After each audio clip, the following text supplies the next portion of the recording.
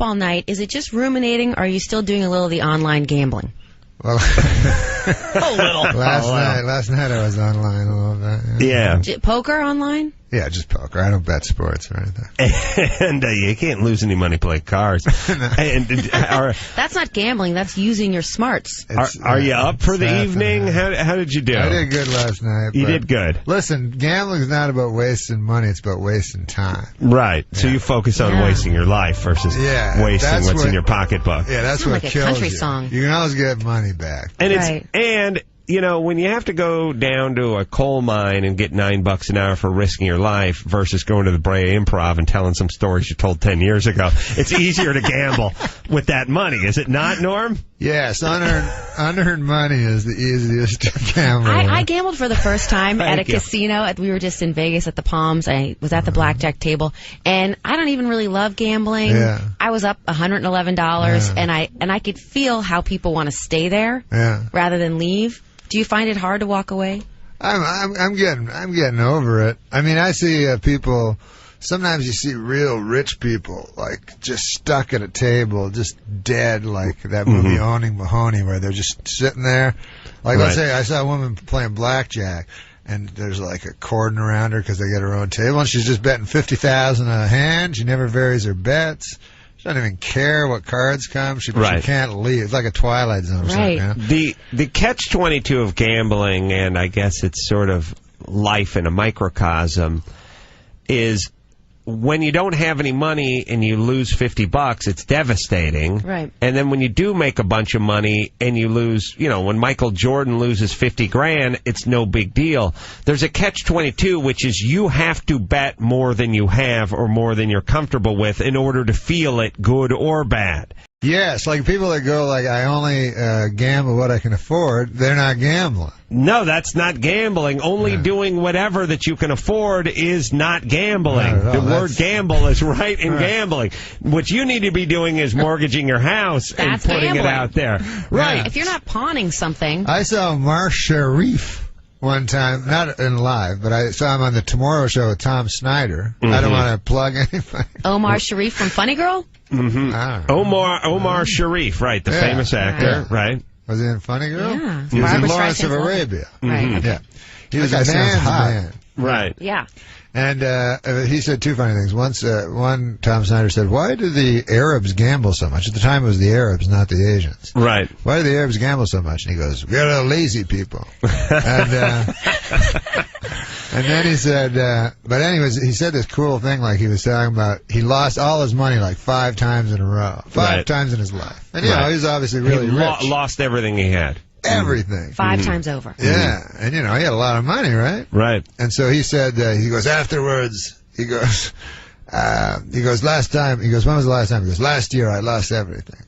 Does this sound like an Arab guy? No, you sound like Omar Sharif. Okay. I thought he was back from the dead. Our demographic knows Omar Sharif, and they know the Johnny-come-latelys who come in here. I mean, every third comedian comes in here with this sort of half-baked Omar Sharif impersonation. I'm so over it between that and the Christopher Walkens. I know, but no, this you're is the nailing off-stage one. This isn't like you're nailing Omar Sharif. I gotta have more cow. What's next? You're Jack Nicholson? So he says, listen, I go to... he goes, I lose all my money, $2.5 million. He goes, afterwards, he goes, I go across to a coffee shop. I guess he knew. He didn't say, you know, the coffee shop. He goes, I go across. No, that's what they sound. That's what he sounds like. You can put the article in. He goes, I go across to the coffee shop. He goes, I take my last $1. I put it out. I order a cup of coffee. I drink coffee. And I feel clean.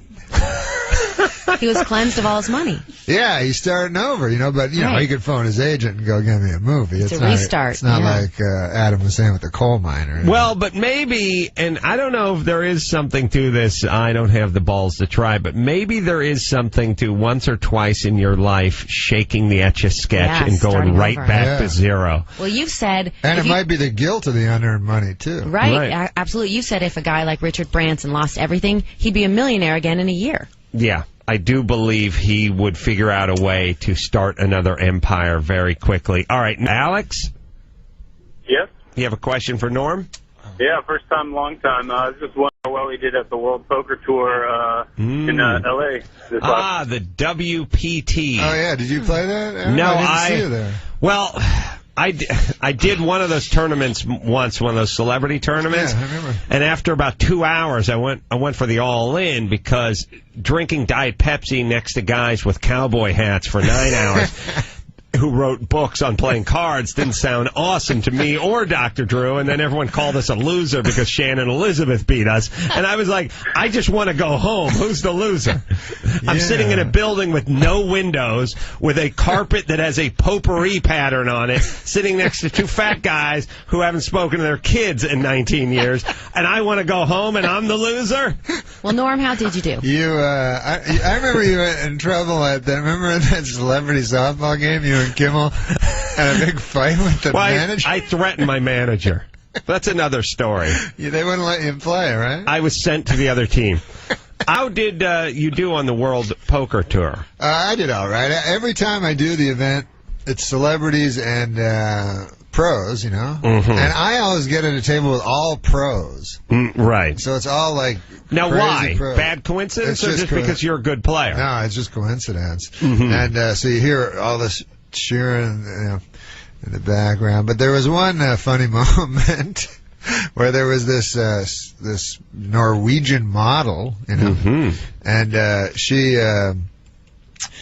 was in a hand apparently with Doyle Brunson. She broke Doyle Brunson. He's the big guy. Yeah. Show you how much skill's involved in poker. Right. The Norwegian model broke. Yeah. What's his name? Doyle Brunson. Doyle apparently Brunson. the best player ever. So Doyle Brunson gets up on his crutch, all old and everything. So everyone claps, you know, because it's Doyle Brunson. So this Norwegian model stands up and waves like they're clapping at her. Right. For busting him out. And we're clapping for him out of respect. They're clapping for Doyle Brunson out of respect. Now, what's the Even though Doyle Brunson probably killed a few guys in his time. Sure. What is the most you've won at one of those tournaments?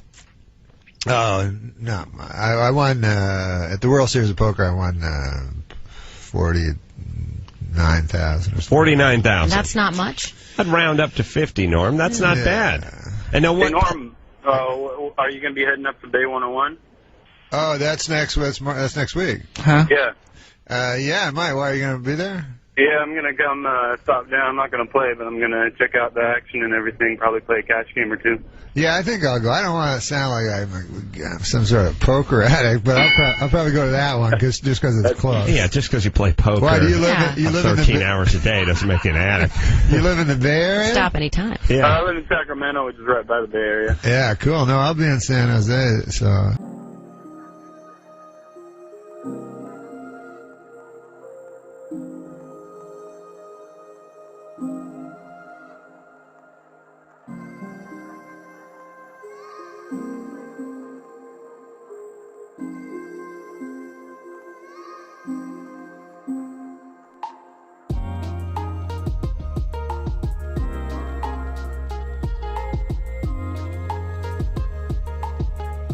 Norm, overall in your lifetime of gambling, would you say you're up or down, and by how much? Well, no, nobody's up. So how far down? Oh, man, I don't want to hazard a guess. Well, let me ask this. Do people pull people aside and go, how much have you spent on entertainment in your life? Movies, vacations, amusement parks, you know what I mean? Everyone's down when it comes to entertainment. Exactly. So, Good point. So you may pay for a cruise for you and your family to go to Orlando, and that costs $8,000, whereas Norm sits home, chain smokes, and sits in his underpants and talks to strangers on a computer and loses $8,000. Either way, $8,000 out of your pocket for what you deem is entertaining, right? Yeah, I mean, one thing is people. I don't like talking about how much money I lose because people get angry. Why? I don't know. It's not their money. It's the only addiction where people actually get angry. I don't know why. I guess they figured you could have given them the money or something. How dare you! It is true. If you're strung out on smack or on booze or on coke, they feel sorry for you. But if you lose it at the tables, no sympathy. Oh, they get angry. Yeah, they get right. Really angry. And then they do that stupid math, where as if you don't know how much things cost. $50,000. You could have bought yourself a Lexus. Oh, really? I thought they were millions of dollars or $10. Well, no, the worst thing ever is when you're like at a craps table and you're on. I mean, I'm not like this anymore, but you guys just pay me out to be really bad, but I used to be kind of like that. But when you leave the table and you've just lost so much money, and because you're a peripheral celebrity, that people recognize, you'll leave and you've lost whatever, you've lost $75,000 or something. You walk away and then some guy will go like, that's like $1 to you and me, and then you're like, no, it's not. It's like $75,000. Yeah, $1, whatever. Yeah, I mean, gas costs $3 for you and for the guy who's making minimum wage. If a homeless guy loses $1, even if he only has $1, right, that's not.